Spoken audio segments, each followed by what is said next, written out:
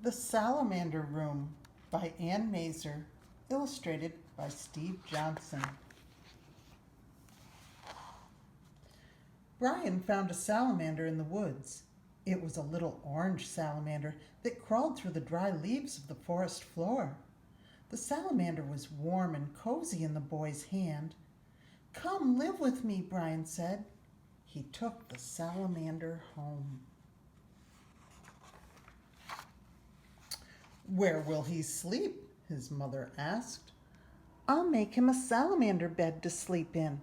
I'll cover him with leaves that are all fresh and green, and bring moss that looks like little stars to be a pillow for his head. And I'll bring crickets to sing him to sleep and bullfrogs to tell him good night stories. And when he wakes up, where will he play? I'll carpet my room with shiny, wet leaves and water them so he can slide around and play. I'll bring tree stumps into my room so he can climb up the bark and sun himself on top. And I'll bring boulders that he can creep over.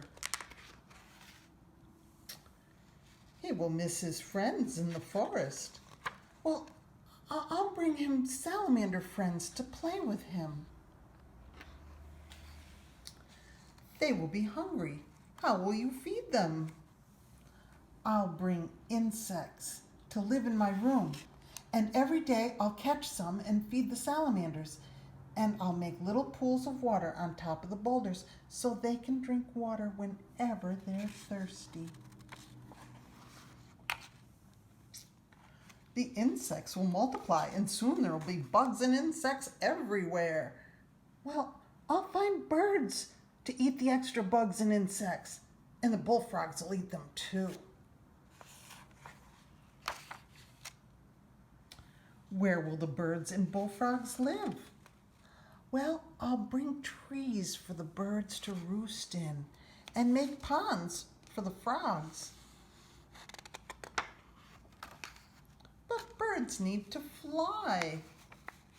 Well, we can lift off the ceiling and they'll sail out in the sky, but they'll come back to my room when it's time for dinner because they'll know that the biggest, juiciest insects are there.